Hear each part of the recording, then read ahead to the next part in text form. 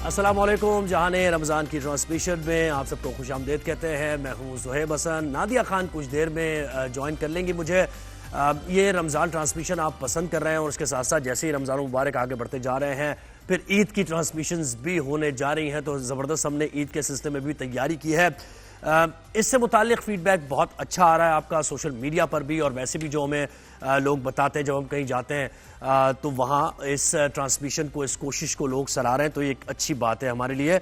और हमारा जज्बा मज़ीद इससे मतलब बेहतर होती है, काम करने की जो एनर्जी होती है आपके अंदर, हमारी टीम के अंदर, तो मज़ीद इसको बेहतर से बेहतर बनाते रहेंगे। और नादिया खान के मज़ीद मज़े की बातें तो आप बहरहाल ज़ाहिर एंजॉय करते हो, बहुत पहले से आप एंजॉय करते आ रहे हैं। तो आज के जाने रमज़ान में बड़े अहम इशूज़ भी हैं, कुछ एंटरटेनमेंट से जुड़े इशूज़ भी हैं, लेकिन सबसे पहले तो सिक्योरिटी की सूरत हाल कुछ ख़राब होती जा रही है और पै दर पै वाक़यात दहशत गर्दी के हो रहे हैं। हमारी सिक्योरिटी फोर्सेज उनके खिलाफ कार्रवाइयाँ तो कर रही हैं, लेकिन इसमें जानी नुकसान हो रहा है। तो ये दहशत गर्दी की जो एक लहर सी अभी आई है, इसके क्या असबाब हो सकते हैं और इसके खिलाफ क्या कार्रवाइयाँ हो रही हैं और ये क्यों है ऐसा, इस पर हम जानेंगे। इसके साथ साथ हमारे शो में आज कुछ हेल्थ सेक्टर से जुड़े पीएमडीसी के मामलात हैं, जिसमें फीस में इजाफा कर दिया गया था। ट्यूशन फी थी और दीगर फीस की मद में जो पैसे लिए जा रहे थे उससे बहुत ज़्यादा परेशान थे वालिदैन भी और स्टूडेंट्स भी। तो अब उन्होंने एक बाकायदा हिकमत अमली बनाई और उन्होंने कहा कि फीस स्ट्रक्चर को दोबारा से देखा जाएगा, रिव्यू किया जाएगा, रिविजिट किया जाएगा और इसको बेहतर बनाया जाएगा ताकि लोगों को और स्टूडेंट्स को मसाइल का सामना ना करना पड़े। इसके साथ साथ ओवरसीज़ पाकिस्तानीज भी होंगे, और ओवरसीज़ पाकिस्तानी में से आपने देखा कि वो इस सेगमेंट को आप पसंद करते हैं और बहुत ज़्यादा उनसे हमारी बातें, दिल की बातें होती हैं, क्योंकि वो पाकिस्तान को मिस कर रहे होते हैं, हम उन लोगों को मिस कर रहे होते हैं। तो उनके लहजे में और उनके जो जिस तरह वो बात करते हैं पाकिस्तान की, तो वो नज़र आ रहा होता है। बड़ी इंटरेस्टिंग गुफ्तगू होती है। फिर जनाब यूएस की तरफ से डोनाल्ड ट्रंप के आने के बाद बहुत से ममालिक में तशवीश की लहर दौड़ी है। फिर ट्रैवल बैन बहुत से ममालिक पर लगाए जा रहे हैं और 43 ममालिक ऐसे हैं जिसमें उन्होंने एक ट्रैवल एडवाइजरी भी जारी की है अपने शहरियों को भी। फिर वीज़ा से मुतालिक भी मसाइल हैं। पाकिस्तान इस सब में कहाँ खड़ा हुआ और पाकिस्तान में क्या इस बारे में सोचा जा रहा है, देखा जा रहा है, और यूएस में पाकिस्तान को लेकर क्या हिकमत अमली बनाई जा रही है ट्रैवल से मुतालिक, वीज़ा पॉलिसी से मुतालिक, इस पर भी बात होगी। और फिर कुछ हम बात करेंगे वाइल्ड लाइफ के महकमे की और कराची जू में कुछ जानवरों की जो हालत ज़ार है उससे मुतालिक भी बात होगी। और फिर लास्ट जो सेगमेंट होगा हमारा लेटेस्ट फैशन ट्रेंड्स क्या हैं, इससे मुतालिक भी आपको बताएंगे। ईद आ रही है, उसकी तैयारियां, आप खरीद रहे हैं कपड़े, तो फिर आपको ये पता होना चाहिए कि लेटेस्ट ट्रेंड्स कौन से चल रहे हैं और किस किस्म के, कैसे आपने किस डिज़ाइन के कपड़े आपने पहनने हैं ताकि ट्रेंडी लगे और अच्छे भी लगे, तो ये भी बहुत ज़रूरी है। तो ये हमारे शो में मैंने समअप कर दिया कि क्या कुछ आपको आज हमने इस 2 घंटे की ट्रांसमिशन में जाने रमज़ान की बताना है। लेकिन अब आगाज़ करते हैं सबसे पहले अहम तरीन मामले से। रमज़ान मुबारक के बाद बरकत महीने में भी मुल्क में दहशत गर्दी का सिलसिला रुकने का नाम नहीं ले रहा है। मुल्क के 2 शहरों में खुद को सिक्योरिटी सूरत हाल पर सवालिया निशान बन गए हैं। बलूचिस्तान में नोशकी, दलबदीन, शाहरा पर FC के काफिले पर कल आदम BLA के खुदकुश हमले में 3 FC, अफसोसनाक खबर यह कि 3 FC एहलकारों समेत 7 अफराद शहीद और मुतादिद जख्मी हुए हैं।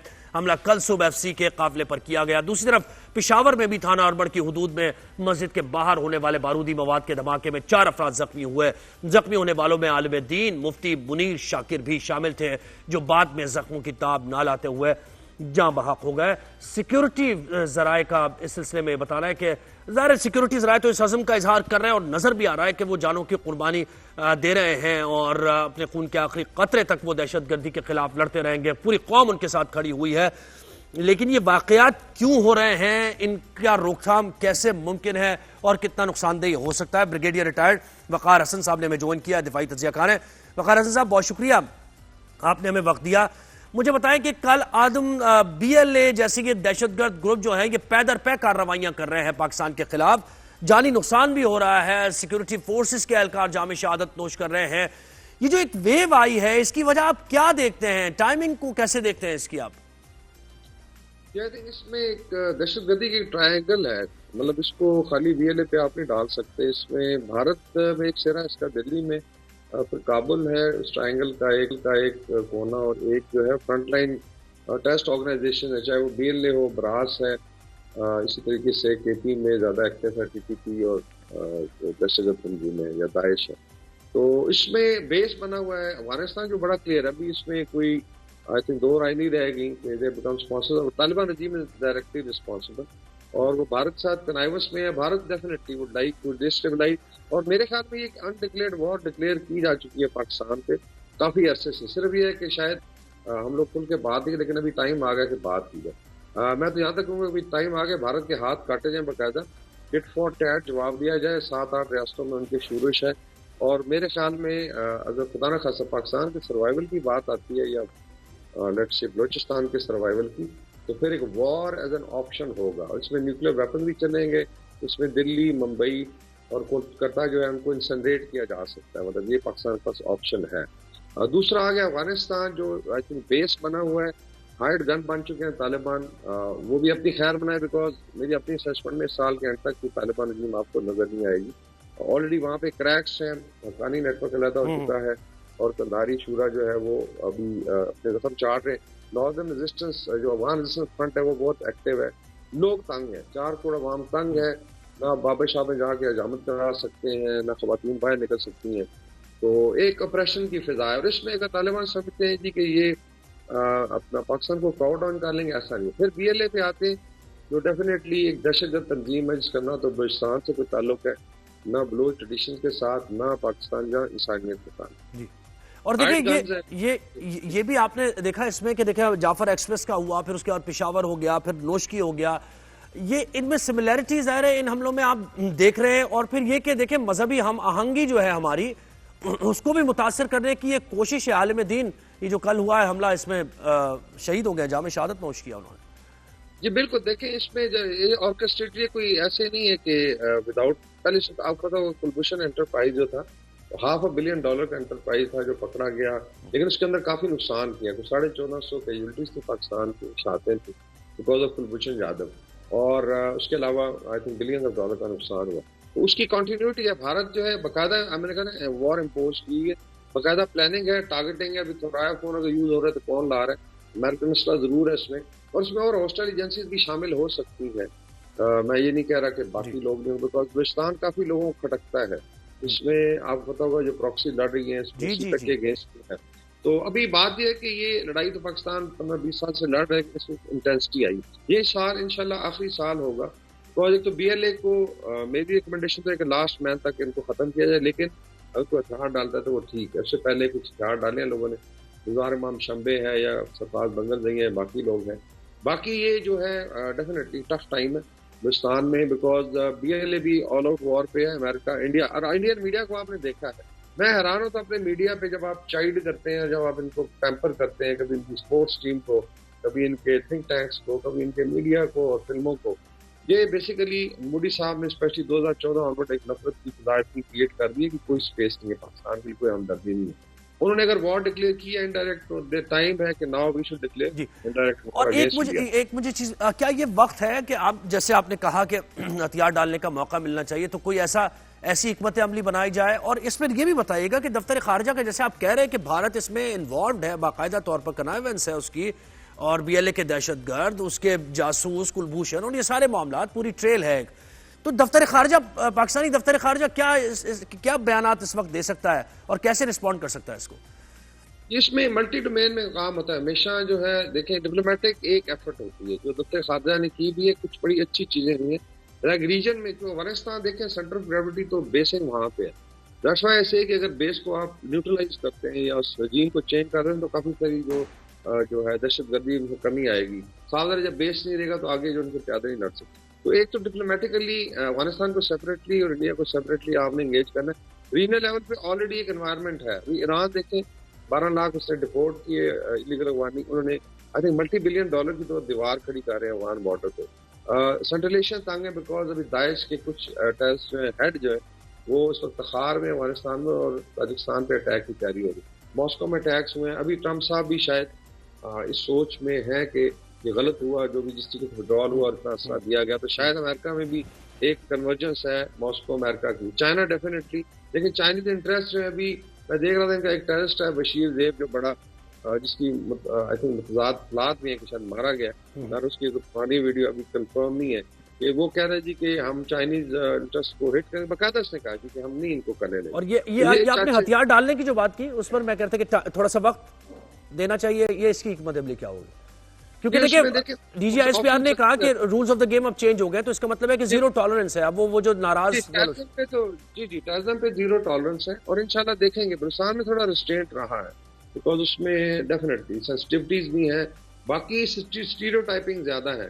देखिए 3 से 4 हजार बंदा नहीं रहता, 1 करोड़ की आबादी इसमें आई थिंक ज्यादा पश्तून है बलूचिस्तान में, फिर मकरानी है, फिर ब्राह्मीज है, बलोच है, तो उसके अंदर 2-3 ट्राइब्स के अंदर फिर कुछ फैक्शन है। देखिए अगर बुकटी वैसे बाहर बैठा हुआ है बरामदा बुकटी, तो सफात बुकटी आपको वज़ीर आला भी है ना, फ्रंट लाइन पर ला दो।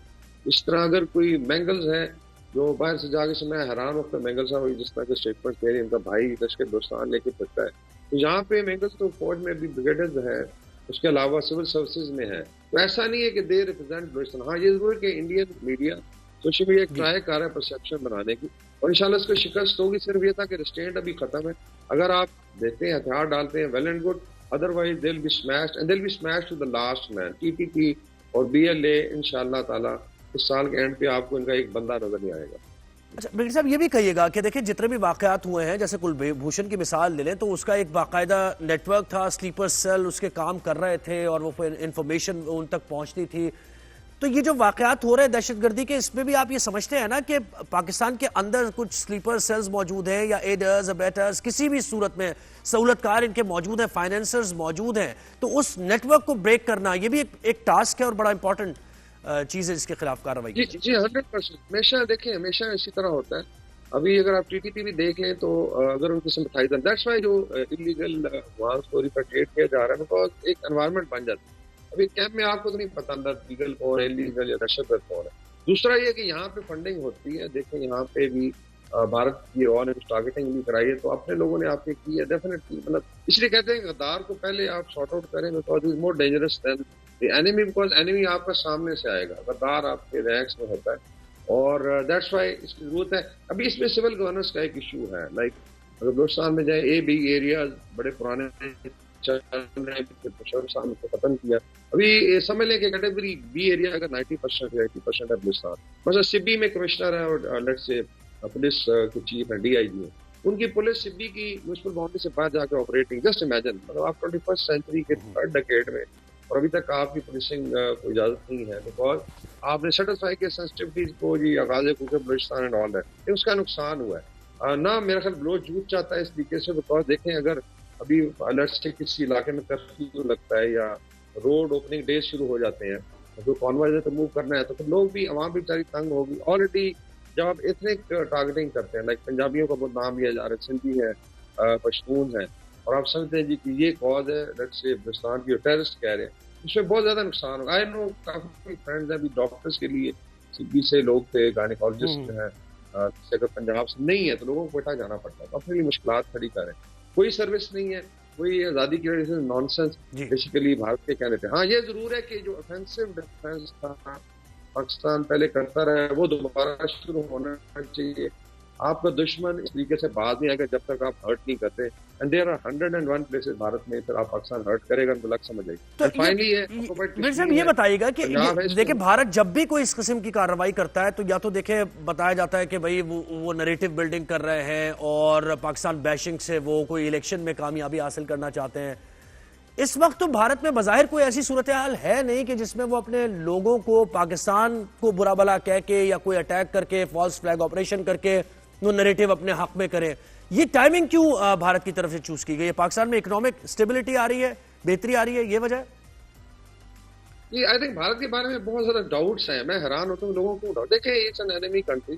पाकिस्तान की आवाम में इतनी नफरत नहीं है, लेकिन जब से मोदी आए उससे पहले भी देखें उन्होंने अंडू किया पाकिस्तान को, इस पाकिस्तान अलहदा हुआ, बांग्लादेश बना। ये और बात है कि आज बांग्लादेश से मुजीबुर रहमान को मुजस्समा उठा और बड़ी तकलीफ है भारत को। लेकिन ये है कि भारत ने 47 से ऑनवर्ड जो है, चाहे कांग्रेस थी लेकिन बीजेपी में ज्यादा, they have not accepted, they will try to undo. We should be very clear. ये जो है ना स्पोर्ट्स फलाना तो आना जाना, तो मेरे ख्याल में अच्छा वो कभी इनकरेज नहीं करते। इतनी नफरत बीजेपी ने भी कर दी है, लिटरली आम आदमी भी हेट करता है। तो आपको खैर की तो I don't know why media gets surprise. और एक और चीज, क्योंकि जाहिर आपने बड़ा कीनली आप सूरत हाल को देख रहे हैं, एक और चीज बताइएगा, इसमें कितना काम करने की जरूरत है? गवर्नेंस के मामला जो बलूचिस्तान में है, डिप्राइव सूबा तो है, जाहिर है मेन स्ट्रीम भी उस तरीके से नहीं है, पानी बिजली गैस के मसाइल उनके हैं, सेहत के मसाइल हैं, तो तो यहाँ भी तवज्जो साइड बाय साइड और ज्यादा तवज्जो यहाँ देने की जरूरत है ताकि जी बिल्कुल, देखें बलूचिस्तान के बट्टी फेरियस वो है, स्पेशली यूथ को आपने इनकरेज भी करना है, यूथ मेन स्ट्रीम में आ भी रहा है। अब मैं अक्सर मिसाल दूंगा अस्कर मैंगल साहब की कि जी वो बड़े बाहर से बैठ के भी स्टेटमेंट दे रहे होते हैं जी कि अभी हमारे हाथ से निकल गए। मेरे ख्याल तो 12 तो उनकी फैक्ट्रियां हैं, आप देख लें, चाहे मार्बल हो, बाकी चीजें हैं, उस वेनेजुएला में चले जाएं और बात ये करते हैं जी कि हकूक नहीं दिए गए, तो वहां पे भी देखें एक्सप्लॉयटेशन बाय द एलीट है, वहाँ ये कि सरदारी सिस्टम के अंदर है जो उतना रिफॉर्म नहीं हुआ। तो स्टेक होल्डर्स जो हैं उनको चाहिए कि एक तो आपने डिसमिनेट करनी है रिसोर्सेज और स्टेक होल्डर बनाए, यूथ को दें। उसमें एक तो ये है कि जो क्लास गैप है, फिर डेफिनेटली अगर आप देखें डेवलपमेंट वाइज बहुत पीछे है सूबा। मैं शुरू से कहता हूँ, जब ग्वादर पोर्ट बना कि जी अगर ग्वादर के मकरानी है बच्चे, अगर से मछलियाँ पकड़नी है उन्होंने अगले 10 साल तो कुछ ही नहीं आएगी, they should become stakeholder, वो मैनेजर्स हो होटल में, वो सिविल सर्विसेज में हो, बिल्कुल वो मिलिट्री में हो। तो आप बिल्कुल बजा फरमा रहे कि टू प्रॉग हिकमत अमली दोनों तरफ बिल्कुल ऐसी पैरेलल चलनी चाहिए कि एक तो दहशतगर्दी के खिलाफ जीरो टॉलरेंस और उसके साथ साथ बलूचिस्तान के अवाम को उनके बुनियादी हुकूक और यूथ को ज़ाहिर है लूप में लेना, मेन स्ट्रीम में लेना, उनकी तालीम के मौके उनको फराहम करना, ये बहुत ज़रूरी है। बहुत शुक्रिया ब्रिगेडियर रिटायर्ड वक़ार हसन साहब, आपने इस पर तजिया दिया है जो हालिया वाक़यात हुए हैं। जहान रमज़ान में अभी ट्रांसमिशन हमारी जारी है, कुछ अहम टॉपिक्स भी जैसे कि मैंने आपको इस ट्रांसमिशन के आगाज़ में बताया तो उसका भी जिक्र करेंगे, उन पर भी तबादला ख्याल होगा, गेस्ट हमारे साथ होंगे, कहीं जाइएगा नहीं। एक ब्रेक लेते हैं, ब्रेक के बाद वापस आते हैं। जी जहान रमज़ान में एक बार फिर आपको ब्रेक के बाद खुशामदीद। और अब हम बात करेंगे कुछ मेडिकल के शोबे की। जो निजी कॉलेजेस हैं, प्राइवेट मेडिकल कॉलेजेस हैं, उनमें ज़्यादा फीस ली जाती है, फीस किस मद में ली जा रही है ये भी नहीं पता होता और उसकी वजह से बहुत परेशानी का सामना होता है और फीस वक्तन फ़वक्तन बढ़ा दी जाती है। तकरीबन ऐसा रिपोर्ट भी हुआ है और ये पता चला है कि निजी मेडिकल कॉलेजेस में 2.5 लाख रुपए एक महीने की फीस वसूल की जाती है। तो इस पर PMDC से ने इस पर गौर शुरू किया है और इजलास में मुख्तलिफ तजावीज़ पेश की गई, इजलास हुआ है और इस बात पर इत्तफाक किया गया है कि जो ट्यूशन फीस की मद में जो पैसे लिए जा रहे हैं, इससे मुताल्लिक पहले कॉन्फिडेंस में लिया जाए लोगों को और एक उसका तनासुब ये रखा जाए ताकि वो अफोर्डेबल हो और ये शिकायत जो वक्तन फ़वक्तन आती हैं स्टूडेंट्स की तरफ से, उनके वालिदैन की तरफ से, इस मसले का हल निकले। तो PMDC अब क्या कोशिशें कर रहा है ये हम जानेंगे। हमारे साथ डॉक्टर कैसर सज्जाद साहब ने ज्वाइन किया है, पाकिस्तान मेडिकल एसोसिएशन से ताल्लुक़ है उनका। बहुत शुक्रिया डॉक्टर कैसर साहब, आपने वक्त दिया हमें। ये बताइए, काफ़ी अरसे से हम ये देखते हैं कि बहुत मामलात ऐसे हो रहे हैं कि स्टूडेंट्स भी परेशान हैं, फीस बढ़ा दी जाती है, क्यों बढ़ा दी जाती है इसकी कोई वजह सामने नहीं आती, किस मद में ली जा रही है ये भी नहीं बताया जा रहा। तो ये इतनी भारी भरकम फीसें अदा करेंगे वालिदैन या फिर अपने बच्चों को पढ़ाएंगे? तो खैर बहरहाल अब ये फैसला हुआ है कि इसको रिव्यू किया जाएगा। आप बताइए कैसे देखते हैं इस फैसले को और कितना रिलीफ मिल सकता है इससे? बिस्मिल्लाहिर्रहमानिर्रहीम, बहुत शुक्रिया आपका। देखिए बात सारी ये है कि ये बहुत अनफॉर्चुनेट है कि मेडिकल की तालीम के लिए जो है इतनी भारी भारी फीसें लोगों को देनी पड़ रही हैं, जिससे ये तो जाहिर हो गया कि जो गरीब घर का बच्चा जो है, गरीब वालिदैन का बच्चा, वो तो नहीं पढ़ सकता मेडिकल की तालीम।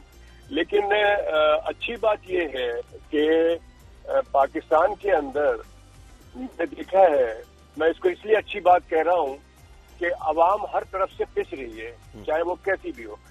जिसकी जो मर्जी होता है उसकी कीमत वो बढ़ा देता है जो वो काम कर रहा होता है।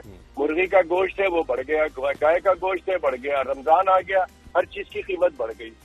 तो मैं समझता हूँ कि ये हुकूमत की जिम्मेदारी है इन तमाम चीजों को रेगुलेट किया जाए। अब मेडिकल की तालीम के लिए एक रेगुलेटरी बॉडी मौजूद है, उसका काम है कि उसको प्रॉपर तरीके से देखना चाहिए। अब इसमें जो प्राइवेट कॉलेजेस हैं, जो लोग इसमें शामिल हैं, इनकी एक एसोसिएशन भी है। होना ये चाहिए कि हुकूमत अब ये जो जैसे अभी आपने बताया कि इसके ऊपर बात हो रही है और इसको रेगुलेट करने की कोशिश की, होना ये चाहिए कि उनके जितने भी लोग हैं, जो लोग उनको समझाया जाए, उनसे कंसेंसस डेवलप किया जाए और एक ऐसी फीस रखी जाए जो कि हर को एक्सेप्टेबल हो। मैं समझता हूँ कि पाकिस्तान एक गरीब मुल्क है और पाकिस्तान में सेहत एक बुनियादी हक है पाकिस्तानियों का। तो उसके लिए जो सेहत के लिए जो लोग तालीम दी जाती, जिन लोगों को, उनको बहुत सस्ते दामों में उनको तालीम दी जानी चाहिए ताकि वो आगे चल के आवाम की खिदमत कर सकें। अब प्रॉब्लम ये है कि हमारे यहाँ जब फीस आप अगर 30 लाख रुपए लेंगे, 25 लाख रुपए लेंगे, तो डेफिनेटली उसमें बहुत सारी और चीजें हो सकती हैं। तो पॉइंट ये है कि अच्छी बात ये है कि ठीक है, इसके ऊपर बात हो रही है, कंसेंसस डेवलप हो जाए और फीस ऐसी नॉमिनल होनी चाहिए कि जो कि सबको एक्सेप्टेबल हो। और अच्छा, ये इसमें बिल्कुल बताया गया है डॉक्टर साहब, ये बताया गया है कि ये जो फाइनल स्ट्रक्चर है जल्द ही मुकम्मल किया जाएगा फीस का, और फिर ये शेयर किया जाएगा वालिदैन के साथ भी, ताकि ऐसा ना हो ना कि किसी को ये यानी कोई हिडन फीस सामने आ जाए, और फिर वो ये भी करना पड़ेगा कि कब तक ये स्ट्रक्चर, ये जो फाइनल स्ट्रक्चर है, कब तक चलता रहेगा और उसके बाद इसको रिविजिट किया जाएगा। देखिए, मैं समझता हूँ कि ये जहाँ तक मेरी नॉलेज में है कि 12 लाख रुपए शायद ये जो बॉडी है जो कि जिसका फैसला कर रही है, उन्होंने शायद ये मख्तस किया है। अब इसके ऊपर चल रही है एक्सेप्टेंस की बातें, तो आई होप कि ये बहुत जल्द 12 लाख एक्सेप्ट कैसे, हो जाएगा। 12 लाख यानी 12 लाख फिर 4 लाख पर ईयर हो गया यानी। जी, 12 लाख पर ईयर जो है वो फीस मख्तस की गई है मेडिकल कॉलेज के लिए, और अब जो है उसके ऊपर उसको आई थिंक ये कंफर्म हो गया है। 1 लाख पर मंथ आप कह रहे हैं कि फीस? सॉरी, 1 लाख पर महाना यानी पर मंथ? तकरीबन 1 लाख पर मंथ हो गया। बिल्कुल बिल्कुल, ये यानी रीजनेबल अमाउंट है जो कि होना चाहिए आपकी नजर में? ये नहीं, ये उधर से हुआ है और जो कि मैं समझता हूँ कि ये रीजनेबल अमाउंट है, होना चाहिए। लेकिन फिर वही बात जो मैं कह रहा हूँ कि जो कॉलेजेस की एसोसिएशन है इनकी बनी हुई कोई मेडिकल कॉलेजेस की, और उनको प्राइवेट मेडिकल कॉलेजेस की, तो उनको भी उनके साथ करें ताकि बाद में कुछ हमारी चीजें हुकूमत अपनी मर्जी से हर कुछ डिसाइड कर लेती है, जिसपे हम भी एहतजाज करते हैं, हमसे भी कंसर्न नहीं किया जाता है, और वो होना चाहिए। लेकिन डॉक्टर साहब देखिए, लॉन्गर रन में आप ये नहीं समझते कि जो गवर्नमेंट के मेडिकल इंस्टीट्यूशंस हैं या इदारे हैं, अगर उनका स्टैंडर्ड बेहतर हो जाए तो फिर प्राइवेट सेक्टर में इस तरीके से एक्सप्लॉइट ना किया जाए लोगों को? जी, वो तो बात दुरुस्त है आपकी, लेकिन बहुत मुश्किल काम है कि गवर्नमेंट हॉस्पिटल में इतने सारे मेडिकल कॉलेजेस बनाए जाए। Quality of education is very important. हमारे यहाँ तालीम की जो क्वालिटी है उसको बेहतर बनाने की जरूरत है, खासकर मेडिकल की तालीम को, क्योंकि वो आगे चल के उन्होंने इंसान की जिंदगी का वो करते हैं फैसले, उनका इलाज मुआवजे की सारी जिम्मेदारी होती है। तो इसमें मेरे ख्याल में कॉम्प्रोमाइज नहीं होना चाहिए क्वालिटी के अंदर। तो प्राइवेट सेक्टर मैं समझता हूँ कि इसमें बहुत अच्छा काम कर रहे हैं, डॉक्टर्स प्रोड्यूस हो रहे हैं, लेकिन अनफॉर्चुनेटली वो क्वालिटी ऑफ डॉक्टर्स इस वक्त नहीं प्रोड्यूस हो रहे हैं। लेकिन ये भी हो रहा है ना डॉक्टर साहब, ब्रेन ड्रेन भी तो हो रहा है ना, कि हम यहाँ पे इन्वेस्ट करते हैं किसी पर और वो ये तालीम हासिल करता है और उसके बाद बाहर चला जाता है। ये भी एक बड़ा हमारे मुल्क तो हो गया है ना। अच्छा जी, ये बिल्कुल बहुत अच्छी बात आपने की। ये बहुत बड़ा इशू है कि हुकूमत जो सरकारी मेडिकल कॉलेजेस में अपने तालिब इल्मों पे खर्च करती है और वो डॉक्टर बन जाता है, लेकिन इसमें दो इशू बहुत इंपॉर्टेंट है। एक इशू तो ये है कि मेजॉरिटी उसमें 85 to 90% मैं कहूंगा कि बल्कि 90% से भी ज्यादा बार दफा लड़कियां हैं, और उन लड़कियों में अब मैं समझता हूँ कि 50% या उससे ज्यादा लड़कियां, उनकी शादियां हो जाती हैं अच्छे घरों में और वो फिर काम नहीं करती हैं। मेजॉरिटी लड़कियों के साथ ये इशू है। तो कुछ लड़कियां जो है वो प्रैक्टिस करती हैं, और या कुछ लड़कियां स्पेशलाइज हो जाती हैं, और उनमें से कुछ लड़कियां और जो 10% या 15% लड़के होते हैं वो सारे के सारे भागने की कोशिश करते हैं बाहर, क्योंकि आप यकीन करें कि डॉक्टर्स की अब पाकिस्तान के अंदर वो वैल्यू नहीं रही, वो उनकी तनख्वाहें नहीं है जितना कि उनसे काम लिया जाता है या जितना कि उनको यहाँ प्रॉब्लम। अच्छा डॉक्टर साहब, एक और अब ज़ाहिर ये बात हुई है हेल्थ सेक्टर की, तो इसमें हमने ये भी देखा कि रूरल एरियाज में जहाँ ज्यादा जरूरत है डॉक्टर्स की, पैरामेडिकल स्टाफ की, वहाँ अस्पतालों की, इक्विपमेंट की, वहां भी जाने पर राजी नहीं होते। ये भी हमने देखा है, डॉक्टर्स नहीं जाना चाहते वहाँ। जी बिल्कुल, आपकी बात। इसके अंदर 2-3 रीजन है। उसकी रीजन ये है कि देखिए, डॉक्टर हजरात जब सऊदी अरेबिया के अंदर और बाकी ममालिक में, वहां पर भी रूरल एरियाज में उनकी पोस्टिंग होती है, वहां चले जाते हैं खुशी खुशी। वहां पे उस उसकी वजह क्या है, यहाँ क्यों नहीं जाते हैं? यहाँ इसलिए नहीं जाते हैं, आप खुद समझ जाएंगे कि वहाँ क्यों जाते हैं। यहाँ पर वो तनख्वाहें उनको नहीं दी जाती, नंबर 1। नंबर 2 बात ये है कि लॉ एंड ऑर्डर की सिचुएशन खराब होती है, उनकी सिक्योरिटी का इश्यू हो जाता है। नंबर 3 कि डॉक्टर अगर वो लिखता है कि जी इसको हमें एक्सरे करा के फौरी तौर पे देखना है कि इसकी नाक की हड्डी तो नहीं टूटी है, वहाँ एक्सरे नहीं होता, वो जजमेंट नहीं कर पाता, वो डायग्नोज नहीं कर पाता। तो ये कुछ चीजें, ये मामला है जिस पर ज़ाहिर आने वाले वक्त में भी डॉक्टर साहब आपसे बातचीत रहेगी। इन मसाइल पर हम ज़ाहिर आवाज़ भी उठाते रहेंगे, तवज्जो भी दिलाते रहेंगे। बहुत शुक्रिया डॉक्टर कैसर साहब, वक्त दिया। तो अब हम जब ब्रेक के बाद वापस आएंगे तो हम ओवरसीज़ पाकिस्तानी से मुताल्लिक सेगमेंट शामिल करेंगे, जो कि बहुत ज़्यादा आप पसंद कर रहे हैं। ओवरसीज़ पाकिस्तानीज़ बहुत कुछ कर रहे हैं, एक काम नहीं कर रहे होते वो, एक साथ बहुत सारे काम कर रहे होते हैं। वो इन्फ्लुएंसर भी होते हैं, पॉडकास्ट भी कर रहे होते हैं, फिर अपनी जॉब भी कर रहे होते हैं, कोई डॉक्टर हैं, कोई इंजीनियर हैं। तो बड़ी हैपनिंग उनकी लाइफ होती है, इसलिए बड़ा मजा भी आता है बात करके। एक ब्रेक के बाद जहान रमजान में ओवरसीज पाकिस्तानी। वेलकम बैक जहान रमजान में। और देखे मुस्कुराहटें और वो हंसी वगैरह जब नादिया आ गई है तो फिर ऐसे। और नादिया जहाँ से आई है ना, मुझे पता नहीं कितने उन्होंने सीन्स बता दिए। बिल्कुल, मैं एक ड्रामे का शो करती हूँ, उसकी रिकॉर्डिंग होती है मंडे के रोज़, और ये जो टाइमिंग ऐसे उसमें थोड़ा सा क्लैश हो जाता है, इसलिए उस शो को छोटा करते हैं। ये भी उसके रिएक्शन में छोटा हो जाता है शो, लेकिन दोनों ही हो गए। तो बट संभाल लिया था ज़ोहैब, मुझे पहले ये मैंने बिल्कुल संभाल, आप जैसे कहा वैसे मैंने कर लिया मालकन।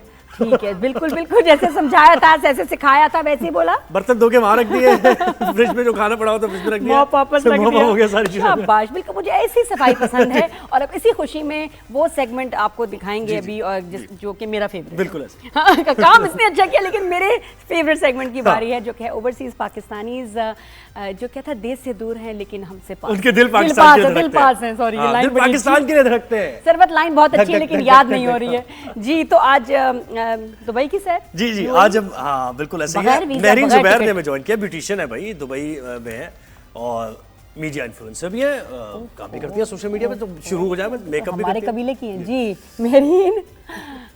अस्सलाम वालेकुम। वालेकुम सलाम। महरीन को पहले मैं देख लूं जरा। अरे कैसी हो महरीन, ठीक हो? मैं ठीक हूँ, आप कैसी हैं? आई एम फाइन हूँ, मुझे बड़ा अच्छा लगा। तुम ब्यूटिशियन हो, थोड़ा सा डिफरेंट, हमने अभी तक किसी ब्यूटिशियन से बात नहीं की। ब्यूटिशियन नहीं हूँ, मैं मेकअप आर्टिस्ट। मेकअप आर्टिस्ट, मुझे थोड़ा फर्क क्या है? Makeup artist, beautician, good question. मैं अच्छा सवाल पूछ रही हूं। मेकअप आर्टिस्ट और ब्यूटिशियन में खासा फर्क है। मेकअप आर्टिस्ट सिर्फ मेकअप पे फोकस करता है, ब्यूटिशियन जो है वो एक ऑलराउंडर होता है। उसको बहुत सारे सैलून में सारी जो सर्विसेज वगैरह होती हैं वो सब उसको आती हैं, वो सब वो प्रोवाइड करता है। लेकिन मैं सिर्फ मेकअप एजुकेशन और मेकअप आर्टिस्ट्री प्रोवाइड करती हूँ, उसके अलावा कुछ भी नहीं। ये तो आज मुझे पहले सख्ती से कह दिया उन्होंने। बहुत अच्छी बात है यार, I have learned something, we all have. Offence लिया जाता है मेकअप आर्टिस्ट्री वर्ल्ड में, हमें ब्यूटिशियन कह दिया। अच्छा भाई, सॉरी है भाई। यहाँ ऐसा नहीं है, यहाँ ऐसा नहीं, और यहाँ सब चल रहा है। कुछ भी कह दो, सोच जो है ना वो चेंज करनी है। यहाँ तो मैं खुद भी ऐसे करता हूँ, कोई ये कर लेते हैं, चलो नहीं उसके साथ साथ यूजुअली पार्लर वाली आंटी कहा जाता है ना। हाँ ये भी था, शुक्र है वो नहीं बात हुई। सरबत ने बचा लिया। अच्छा मुझे ये बताएं महरीन, कब से हैं दुबई में? मुझे 7 साल तो हो गए हैं एक साथ, मतलब एक स्ट्रेच पे यहाँ पे, और 8 साल आप कह सकते हैं जिसमें आना जाना लगा। लेकिन 7 साल से तो मैं मुस्तकिल यहीं पर हूँ। मुस्तकिल कैसे आई? जॉब थी या फैमिली के साथ मूव की? नहीं, मेरी शादी होके मैं यहाँ पर शिफ्ट हुई हूँ, और बस उसके बाद से जो है मैंने इंस्टाग्राम पे ब्लॉगिंग स्टार्ट करी, और मेकअप करना मुझे बहुत ज़्यादा पसंद था। मैंने काफ़ी एक्सप्लोर किया कि क्या चल रहा है इंडस्ट्री में और क्या मुझे लैकिंग नज़र आ रही है, और फिर मैंने कहा चलो जो चेंज लाना मैं चाहती हूँ, जो देखना चाहती हूँ, उसको मैं एग्जीक्यूट करना शुरू कर देती हूँ और देखते हैं कहाँ जाते हैं। अच्छा, उससे पहले आप मेकअप आर्टिस्ट थी ही, लेकिन फिर उसके बाद कंटेंट का शुरू किया क्या यूट्यूब पे? मैं मेकअप आर्टिस्ट नहीं थी, लेकिन मुझे मेकअप करने का बहुत ज्यादा शौक था। अच्छा। शादी से पहले वो मौका नहीं मिला कि इस फील्ड को मैं एक्सप्लोर करूँ, क्योंकि मैं बायोमेडिकल इंजीनियर हूँ और जो है उसी लाइन में थी कि या तो डॉक्टर बनना है या इंजीनियर बनना है, तो इंजीनियर बन गए। लेकिन दिल में जो है ना वो मेकअप के लिए जो है ना एक एज थी कि मेकअप आर्टिस्ट बनना है, मेकअप के बारे में बात करनी है, लोगों को एक्सप्लेन करना है। और फिर जब वो मैंने स्टार्ट किया तो इतने सारे यहाँ पे अपॉर्चुनिटीज माशाल्लाह से, यूएई जो है वो एक्चुअली लैंड ऑफ अपॉर्चुनिटीज है। अच्छा। इतनी अपॉर्चुनिटीज जो है मुझे मिली हैं यहाँ पे कि बस वो हम जो है ना उसमें बस आगे से आगे जो है मैं जैसे कहाँ बढ़ती पहुंच गए चली अभी गई। ये बताओ, अभी जैसे कहाँ मिली कि पहुंच अब गए, vision ही ऐसे मिला। पहुंच गए कि काफी सारी अच्छी एक वाइड ऑडियंस जो है वो क्रिएट हो गई है, काफी इंटरनेशनल ब्रांड्स के साथ मैंने काम कर लिया है, काफी जो है पाकिस्तानी सेलिब्रिटीज के साथ भी जो है काम कर लिया है, और बस अच्छी यही collaboration देखो। मसलन होते जा किसके रहे हैं। साथ, कौन सेलिब्रिटीज? मतलब आफताब ज़ोहेब परवीन हैं के साथ मैंने काम लिस्ट में। किया है, अहमद जहांजेब के साथ भी मैंने जो है काम किया है, तो और कौन? पाकिस्तानी ये दो नाम हैं जिनके साथ अहमद मैंने काम जहांजेब। किया है। और दूसरा? और वो मेकअप कराते हैं? आफताब परवीन आप दबा। उन्होंने मेकअप कराया हुआ है? एक वीडियो शूट थी उसके लिए जो है अहमद जरूरत जहांजेब? थी, बहुत सा मतलब कितना ऐसा कितना ऐसा मेकअप करवाते हैं नहीं अहमद कि- जहांजेब, ये बताएं आप। नहीं, बहुत ज्यादा नहीं, क्योंकि वो एक डेजर्ट में शूट था तो उसके लिए जो चाहिए है होता थोड़ी है। बहुत जरूरत थी, बिल्कुल, टचअप्स थी, वो very तो आपको nice। पता है वीडियो शूट्स में चाहिए ही होता है। तो आप क्या बदल देती हैं लोगों के चेहरे के बाद में, अगर मेकअप उतरे तो फिर कोई मुख्तलिफ नहीं, तस्वीर नजर आए? यही तो जो एक पॉइंट है ना, जो मैं जो है ना चाहती हूँ कि लोग इस चीज को एम्ब्रेस करें कि मेकअप जो है ना आपको बदलने के लिए नहीं है, आपके जो अपने फीचर्स हैं उनको ही खूबसूरत करके दिखाने के लिए है, कंसील करने के लिए, आपको चेंज करने के लिए नहीं है। अक्सर हमारा जो ये कॉन्सेप्ट है, मैं उसी कॉन्सेप्ट को चेंज करने के लिए मैंने एक्चुअली ये शुरू किया था कि आपके कलर टोन्स कहाँ से कहाँ पहुंच जाते हैं, आपके फीचर्स कुछ के कुछ हो जाते हैं, तो इन्हीं सब चीज़ों को जो है चेंज करने के लिए जो है मैंने अपना पेज स्टार्ट किया था, और मैं इसी पे फोकस करती हूँ कि just be flawlessly your self, अपने आप को एम्ब्रेस करें, अपने कलर को एम्ब्रेस करें, अपने फीचर्स को एम्ब्रेस करें और खूबसूरत लगे। सही बात। तो मेकअप करते हुए दिखाती हो वीडियोस में, या ये कि प्रोडक्ट जी। के ऊपर बात करते हो, या शॉपिंग दिखाते हो? नहीं, शॉपिंग वगैरह तो ऐसा नहीं, अगर वो कोई स्पेसिफिक कोलैबोरेशन उस तरह की हो तो मेरा फोकस जो है वो प्रोडक्ट को रिव्यू करना, टेक्निक बताना है। मतलब ज्यादा जो मैं फोकस करती हूँ वो टेक्निक पे करती हूँ, क्योंकि मैं हर तरीके की ऑडियंस को टारगेट करना चाहती हूँ, नॉट जस्ट द लोग जो कि ना लग्जरी प्रोडक्ट्स अफोर्ड कर सकते लग्जरी है, हैं। ड्रग स्टोर प्रोडक्ट्स हाँ, भी हैं आजकल, चल हाँ, क्या रहा है क्या वो। exactly। और अच्छा ये हो गया क्योंकि जब आप जाते हैं ना स्टोर में, तो स्टोर जी। में उनके होते हैं मतलब क्या होता है, उनको ऊपर से ना बोनसेस वगैरह मिलते हैं, जो क्या कहते हैं इंसेंटिव्स होते हैं, तो वो एक खास जो ब्रांड को प्रमोट करना, उसी उन्होंने को आपको promote यही करते हैं, लिपस्टिक बेचनी है, और उसके लिए वो इतना झूठ भी बोलते हैं। खासतौर पे एक को तो मैंने पकड़ा भी था कि भाई ये हुदा कि आप फाउंडेशन ले लें, ये बड़ी जबरदस्त है, और उसको बेचारी को ये ड्राई करती है, और उसकी स्किन पहले ही ड्राई थी लेकिन वही बेच रही थी। मैंने कहा रुको जरा इधर आओ ना, तुम में कोने में, हाँ, वो तो तुमने नहीं ये लेनी, नहीं लेनी, तो वो आपको पता नहीं चलता। इन्फ्लुएंसर्स की वजह से अब लोगों को समझ आ गई है कि ये मेकअप एग्जैक्टली करेगा क्या, इफेक्ट क्या आएगा, सही है या नहीं सही है, वरना आप कितना वेस्ट करते हो यार पैसे। और ये तो आप ऐसी फील्ड में कि कभी नहीं खत्म होने वाली है आपकी। बिल्कुल। हाँ ये जो क्लाइंट्स की जैसे आमद और रवानगी है ना, खाना ये नहीं कभी खत्म नहीं होता खत्म ना, होने कि आपको फूड एक ऐसा नीश है जो कि चलेगा, ऐसे ही ब्यूटी जो है ना, मेकअप एक ऐसी जो है जरूरत है, मतलब अच्छा, कोई खास तुम्हारी जितना वीडियोस, हंसते हुए आप कह रही है ना, मुझे लग रहा है बहुत माशाल्लाह सही चल रहा है। बाकी हाँ, ये आपकी कोई खास वीडियोस बताओ मेहरीन, जिसपे सबसे ज्यादा व्यूज आए हों, एक दो वीडियोस मिलियंस वाले। मैंने जो टेक्निक्स शेयर करी है ना, जब उस पे मुझे बहुत ज्यादा व्यूज आते हैं। कौन सी टेक्निक, जैसे कुछ सबसे ज्यादा टेक्निक ब्लश एप्लीकेशन हो गया, फाउंडेशन मैचिंग का हो गया, क्योंकि लोगों को बहुत ज्यादा, और ये जो हमारा फाउंडेशन और अंडर आईज वगैरह ग्रे हो जाती है, क्योंकि हम लाइटर शेड जो है यूज कर लेते हैं गोरा लिखने के लिए, फेयर टोन्स में जाने के लिए, उससे हम ग्रे हो जाते हैं। तो वो जो है ना वो बहुत ज्यादा पसंद किया गया था इंस्टाग्राम पर भी और टिकटॉक पर भी, पर अनफॉर्चुनेटली मेरा वो टिकटॉक जो है वो हैक हो गया, तो मैंने दोबारा से वो टिकटॉक फिर अपना शुरू किया, क्योंकि मैं टिकटॉक पे जो है सिर्फ ब्यूटी एजुकेशन देती हूँ, मतलब कोई रैंडम कंटेंट नहीं, सिर्फ मैं ब्यूटी के बारे में बात करती हूँ। तो उसको जो है ना बहुत ज्यादा व्यूज आए थे और बहुत ज्यादा उस पर रीच आई थी, क्योंकि अक्सर लोगों का यहाँ ये प्रॉब्लम रहता है कि मेकअप पैची हो गया है, बेस जो है वो केकी हो गई है और ग्रे क्रैक हो कर रहा है, गई बिल्कुल मेकअप क्रैक कर रहा है। क्या तो आप हमें उसकी देख वजह सकती हैं से वैसे, आप मुझे बताएं, आप हमें देख सकती हैं या नहीं? क्या नहीं नहीं देख सकते। मैं पूछता कि फिर नादिया का मेकअप कैसा लग रहा है? हाँ, आज तो मैं भी कुछ ज्यादा ही मेकअप करके आई हुई हूँ, दूसरे शो से आ रही हूँ, वरना आज तो मैंने जो ब्लू आईज बनाई हुई है ना मेहरीन, आप मिस कर रही हैं यार। तुम मुझे नजर आनी चाहिए ना फिर। हाँ, चलिए बस मैं आप- बाद में रिकॉर्डिंग देख के बताइएगा नादिया लेकिन को। हमें आप नजर आ रही हैं कि you have a very shiny डूई skin, माशाल्लाह मेकअप भी अच्छा है आपका, और ये शाइन कहाँ से आ रही है, इतनी इतनी ग्लो कहाँ से आ रही है, ये बताओ। ये भी एक ड्रग स्टोर का प्रोडक्ट है जिससे आ रही है। मैंने अभी रिमिल का जो है नया लॉन्च जो है वो इस्तेमाल किया हुआ है, और उसके अलावा मैं आजकल बहुत ज्यादा स्किन केयर पे फोकस कर रही हूँ, क्योंकि ईद आने वाली है, क्योंकि अच्छे मेकअप के लिए आपकी स्किन अच्छी होना बहुत जरूरी है। यू नो, अगर अंदर से ही फॉल्ट है तो आप कितनी भी लेयर्स लगा लें, उसने जो है। आप ये बताती हैं, ये टेक्निक बताती है कम से कम वक्त में खवातीन कैसे तैयार हो जाए? जो अच्छा मेकअप कम से करती कम है ना, ये हमें- देखो, ये हमारे पे इल्जाम है, मेरी इनको बता दो कि जो अच्छा मेकअप जानती है ना 5 मिनट में मेकअप होता है, आपको पता है? बिल्कुल 5 मिनट में होता है। अगर आपको पता है ना, अगर आपको राइट टेक्निक पता है, आपको राइट पहुंचना फिर भी लेट ही है। ये बिल्कुल झूठ पहुंचना है, फिर भी ये लेट है। सालों से औरतों पे इल्जाम है। आज भी पहले मैं तैयार होती हूँ, फैसल बाद में।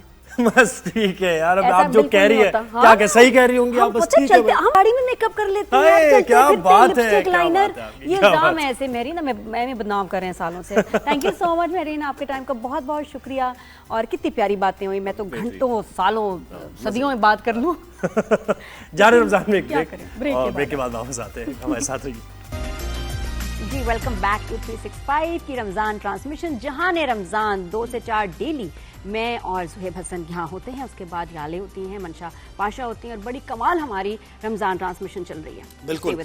अच्छा नादिया, अभी बड़ी मिस इन्फॉर्मेशन, डिसइन्फॉर्मेशन इसको कहे गलत नहीं होगा, ये फैलाई जा रही है कि पाकिस्तान के खिलाफ सफरी पाबंदियां लग रही हैं और पाकिस्तान को पता नहीं कौन सी लिस्ट में डाल दिया है, जिसकी वजह से वीजे रिजेक्ट होंगे, जो पाकिस्तानी रह रहे हैं उनको भी डिपोर्ट किया जाए। तो आपको पता है कि जितने मुंह उतनी बातें, वो सारी चीजें हो रही हैं, तो हमने सोचा कि आज इस पर जरा बात करें। ये क्लिक बेट है, सबसे बड़ी क्लिक बेट है, जो कि अभी दुनिया शेयर कर रही है इस न्यूज को, और खासतौर पे जो हमारे दुश्मन है वो तो खास तौर पे इसको शेयर कर रहे होंगे कि travel ban, US imposes travel ban on Pakistanis. Ban का मतलब पता है आपको? बैन क्या होता है? बैन होता है कंप्लीटली कि आप जो है ना, उसके बाद आप कहीं जा नहीं सकते, आपको वीजा नहीं मिलेगा ये। और उसके बाद 3 लिस्टें आ गई, ठीक है जी। अब जो रेड लिस्ट पे हैं उनका दाखला वीजा बंद है, समझ आती है। रेड लिस्ट वाला बता देते हैं ना कि उनको जिनको शामिल किया जाए वो कौन कौन है, बता देते हैं ना। अफगानिस्तान उसमें शामिल है, उसमें क्यूबा है, उसमें ईरान है, लिबिया है, शिमाली कोरिया है, शाम है, सूडान है, तो ये यमन है, ये बैन वाले ममालिक है। उसके बाद अब सुनते जाएं, अब ये बैन की लिस्ट है। उसके बाद एक और बेहतर लिस्ट बनी है, येलो पे भी चेकिंग वगैरह होंगी, डॉक्यूमेंट्स मांगे जाएंगे, प्रूफ मांगे जाएंगे। अच्छा, उसके बाद एक और लीनियंट लिस्ट है इससे ज्यादा, तीसरे नंबर पे, which is the orange list, जिसमें चेक करेंगे। मुझे ये पता है, हम सारी जिंदगी से ऑरेंज लिस्ट में नहीं है, और हम नहीं, बहुत सारे ममालिक, बिल्कुल सारे ही ममालिक ऑरेंज लिस्ट पे हैं। तो ये क्या खबर हुई? और बाहर के ममालिक भी ऑरेंज लिस्ट पे, हमारी भी। हाँ, ये तो एक प्रोसेस है, उसमें जो उसकी डिस्क्रिप्शन लिखी है उससे बिल्कुल पता चलता है कि अभी रिसेंटली हमारे खिलाफ एक बड़ा सीरियस प्रोपेगेंडा चल रहा है इंटरनेशनली कि जी पाकिस्तानियों को, सब जो दुनिया भर के ममालिक हैं, इनको एंटर नहीं होने दे रहे। बिल्कुल ऐसा नहीं है, ये बिल्कुल गलत खबर है, और इस फेक न्यूज़ के बारे में हमने बात की है। और मजीद भी बात करते हैं। मंसूर जाफर साहब ने हमें ज्वाइन किया है, IR एक्सपर्ट हैं, फॉरेन अफेयर्स के माहिर हैं, जर्नलिस्ट हैं। मंसूर साहब, बहुत शुक्रिया, आपने हमें वक्त दिया। ये क्या होता है कि ये प्रोपेगेंडा है जो पाकिस्तान के खिलाफ किया जा रहा है कि पता नहीं ऐसी लिस्ट में पाकिस्तान आ जाएगा, बैन लग जाएगा, यूएस में जो रहते हैं लग गया है, वहां कह रहे हैं कि अभी कंसिडर भी हो रही है लिस्ट। आप बताइए क्या है इसमें, हकीकत कितनी है? देखिए जी, जहाँ तक तो ट्रंप इंतजामिया का ताल्लुक है, मैं समझता हूँ इनका अगर आप पहले दौर का एनालिसिस करें तो जब उस वक्त इन्होंने इक़्तिदार संभाला था तो उस वक्त भी इन्होंने एक लिस्ट तैयार की थी जिसे मुस्लिम बैन लिस्ट का नाम दिया गया था। उसमें मोस्टली मुसलमान मुल्कों के जो शहरी थे उनके हवाले से कुछ सफरी जो ज़ाब्ते हैं उन्हें सख्त किया गया था। तो इसे बैन का नाम देना तो मैं समझता हूँ शायद आउट ऑफ द कॉन्टेक्स्ट होगा।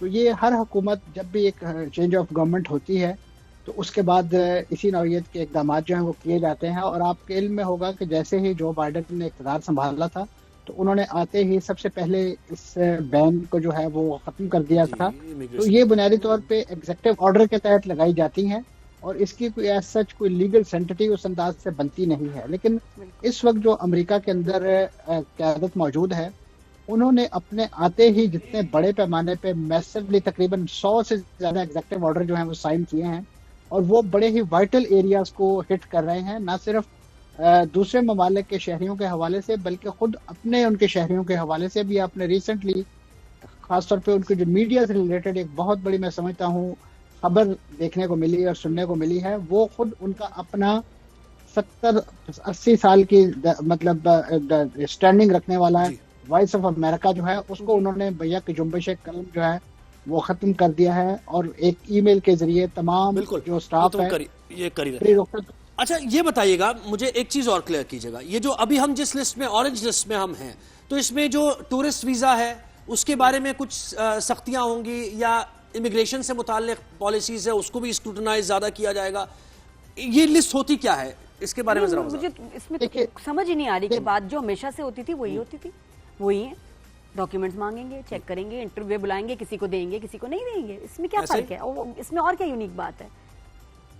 कि इसमें थोड़ा सा यानी इसको अगर इस एंगल से देखा जाए कि ट्रंप इंतजामिया ने मतलब आपने देखा कि कांग्रेस में उनका जो खिताब हुआ है, जो पहला उन्होंने खिताब किया उसमें उन्होंने पाकिस्तान की तरफ से एक बहुत ही वांटेड क्रिमिनल जो है उसकी गिरफ्तारी के हवाले से पाकिस्तान का नाम लेके रियासत पाकिस्तान की तहसीन की और उनको बहुत ज्यादा शाबाश दी एक लिहाज से।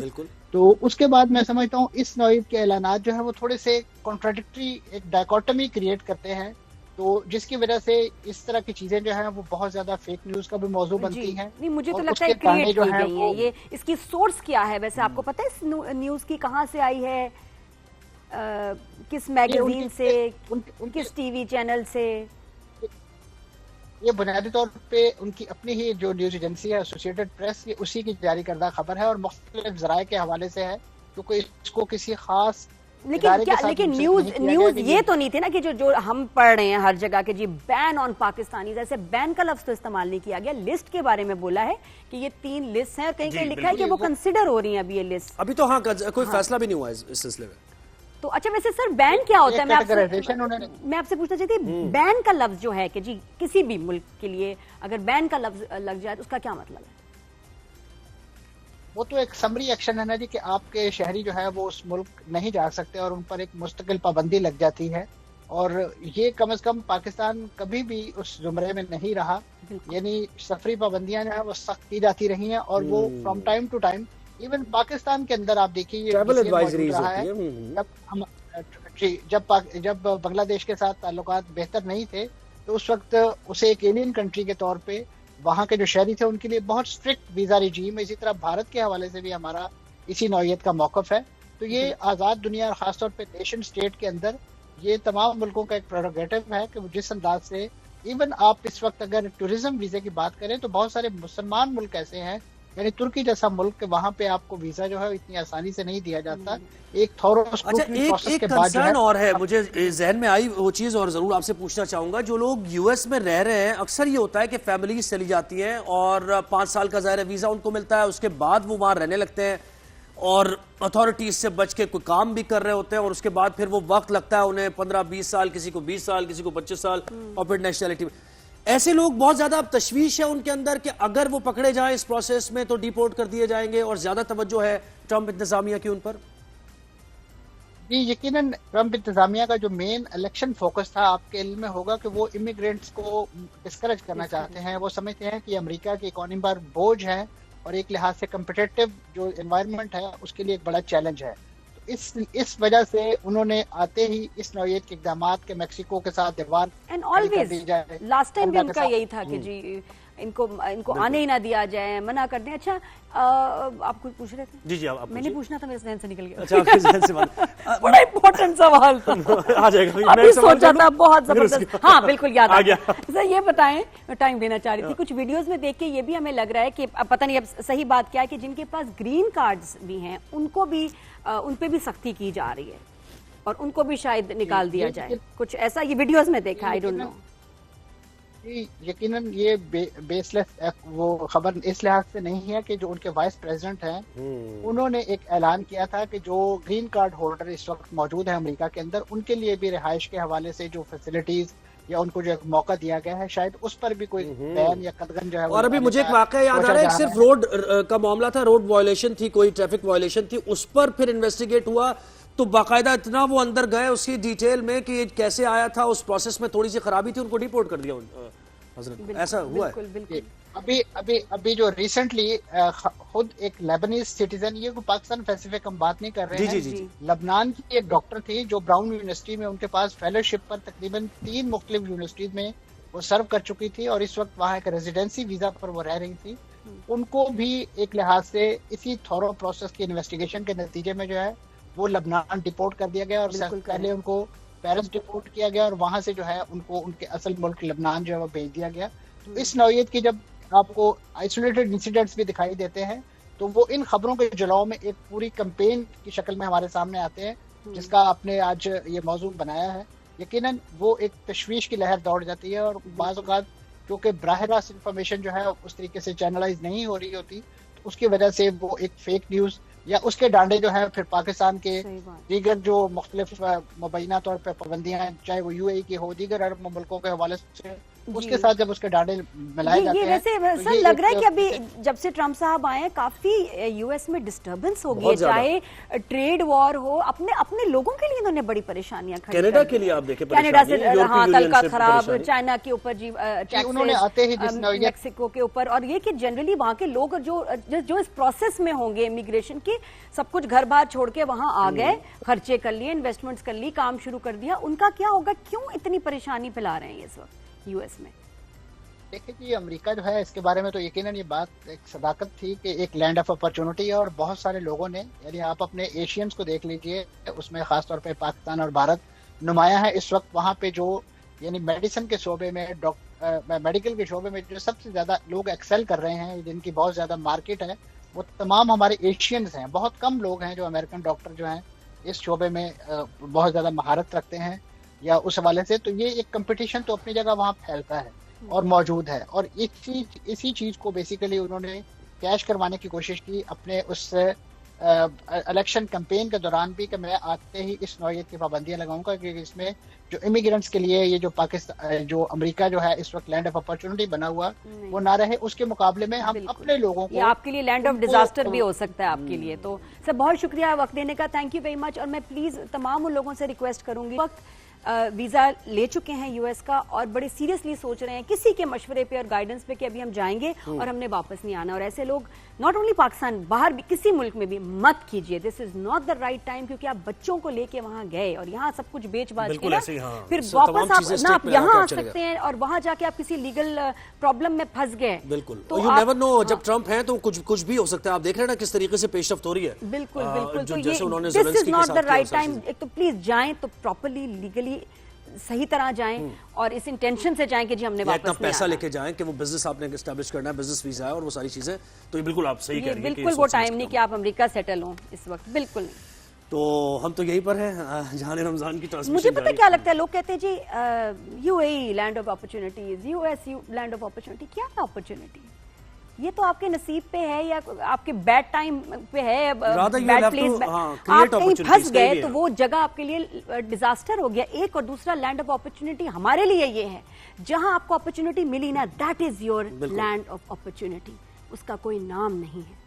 बिल्कुल ऐसे जी। तो एक ब्रेक लेते हैं, जज्बाती हो गई मैं तो यार, बहुत ज्यादा एक ब्रेक लेते हैं, हम जाने रमजान, मैं वैसे अच्छी बातें भी करते हैं, हो जाती है, मैं भी हो जाता हूं, क्या कर, तो एक ब्रेक के बाद वापस स्टे विद अस जी। वेलकम बैक टू जहाने रमजान ओनली ऑन 365 न्यूज।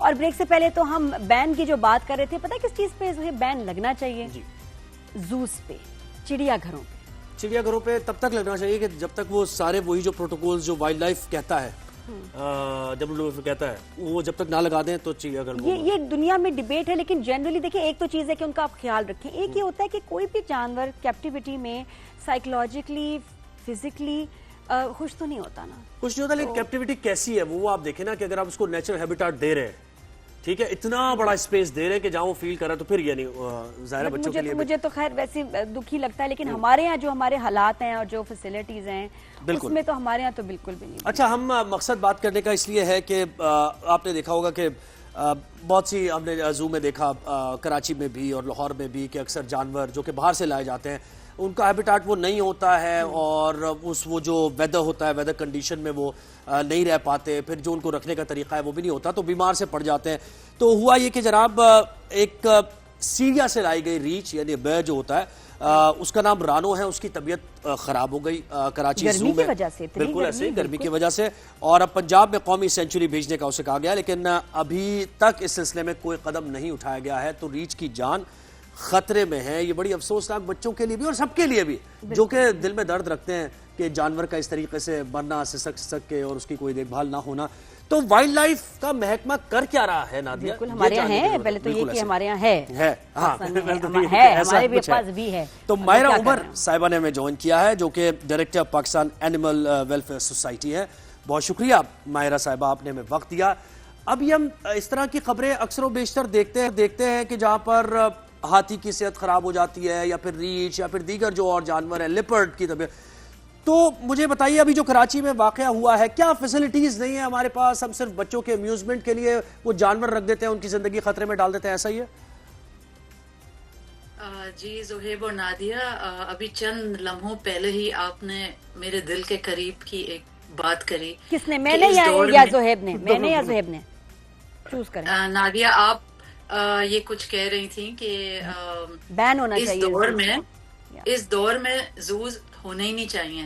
ये एक आइडिया है जो कि बिल्कुल ही आउटडेटेड है और अब वक्त आ गया है कि हम पाकिस्तान में जो पब्लिक और प्राइवेट जूज हैं उनको हम फेज आउट करें, मजीद जानवर ना लाएं, उनको मजीद अजियत में ना डालें।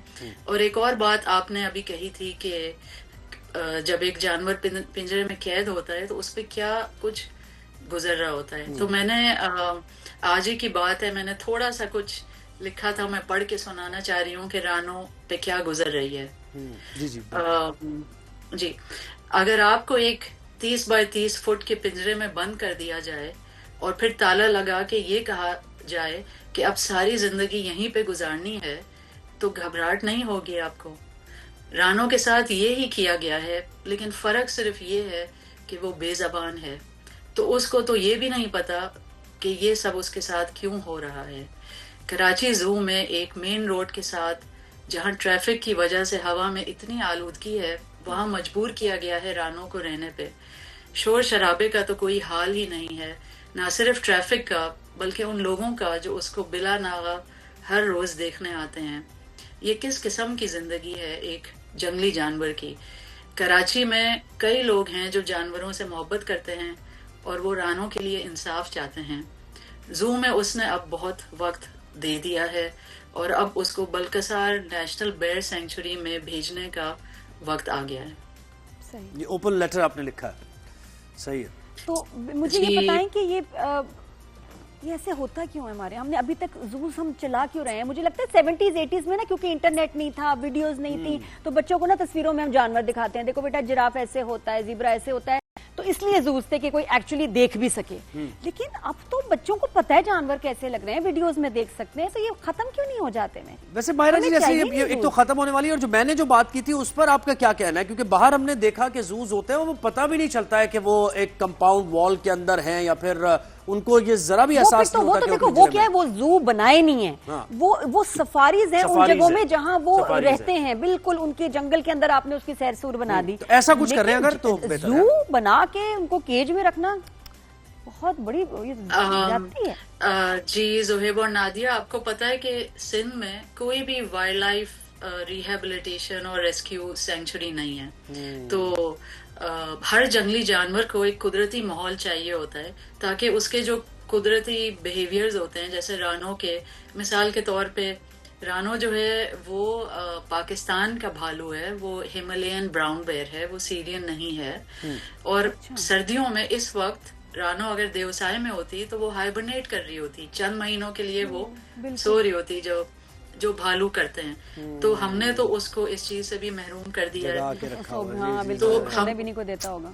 हम तो ये कहते हैं कि पाकिस्तान में प्राइवेट और पब्लिक जूज में जितने भी भालू कैद हैं पिंजरों में, 100 से ज्यादा, पिंडी में भी हैं हिमालयन ब्राउन बेयर्स कैद, उन सब के लिए मुनासिब जगह पे 1 से 2 से 3 बेयर सेंचुरीज बनानी चाहिए। हमारे मुल्क में एक तो है बलकसार में, तो रानो का मसला तो बहुत ही आसानी से हल हो सकता है कि बस उसको अगले हफ्ते ही मुंतकिल करना है वो सेंचुरी में। बिल्कुल, आसफा भुट्टो साहिबा ने भी, खातून अव्वल आसफा भुट्टो साहिबा ने भी यही कहा है कि फौरी तौर पर इसको सेंचुरी में मुंतकिल करेगा कौन?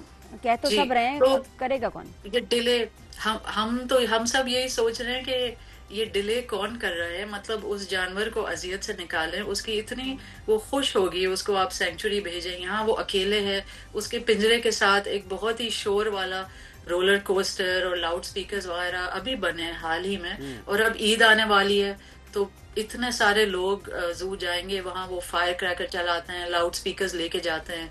और तो माहिरा जी मुझे ये बताइए कि जो वाइल्ड लाइफ का जो महकमा है, यानी इंटरनेशनल जो दुनिया भर में ज़ाहिर देख रहा हूँ, पाकिस्तान में भी वाइल्ड लाइफ कैसे है और उसके सारे मामलात, तो क्या वो इस पर नजर इस तरह नहीं रखता पाकिस्तान पर कोई, यानी उनको मेक श्योर करवाए कि अगर आपने रखने हैं एनिमल्स तो आपने ये चीजें रिक्वायरमेंट्स पूरी करनी है?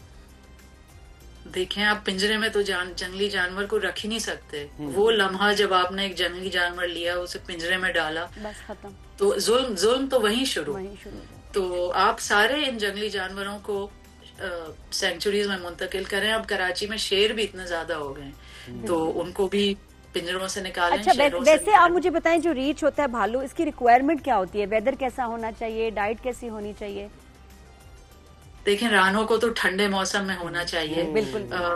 जंगलात में सर्दी का जानवर है, पहाड़ों में रहने वाला जानवर है, और हम इसको कहाँ ले आए? लाहौर में शदीद गर्मी में लाहौर कराची में। पहली बात तो ये। फिर आप बताइए मेरीन जी, और इसकी क्या क्या? अच्छा खुराक, एक जंगली जानवर ना पिंजरे में उसके पास कुछ करने को नहीं होता, खाना उसको दे दिया जाता है।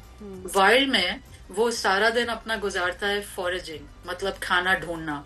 वो लोग वाइल्ड बेरीज खाते हैं, छोटे कीड़े मकोड़े भी खाते हैं, मछली भी खाते हैं, और छोटे मैमल्स भी खा लेते हैं। तो उनकी काफी वेरिड डाइट होती है, जिसकी वजह से उनकी स्किन कंडीशन और बाल ये सब बहुत अच्छे होते हैं। और उसके अलावा ये लोग पानी में भी खेलते हैं, मड पॉन्ड्स, दरिया में भी। तो अल्लाह ने रानों को बनाया था ये इस तरह की जिंदगी जीने का, और भालुओं के साथ, और फिर वो मेट भी करते हैं, उनके बच्चे भी होते हैं, और अपने वो इकोसिस्टम में मायरा जी बिल्कुल। देखिए, बहुत शुक्रिया मेरीन जी, बहुत शुक्रिया। और मायरा जी ने बड़ी अच्छी बातें की, thank you for your time. बिल्कुल, ये एक फितरी अमल है ही नहीं, जू नेचुरल है ही नहीं आपका एक्ट कि जी आप किसी को जानवर को लेके बंद कर दें फॉर वॉट एवर रीजन।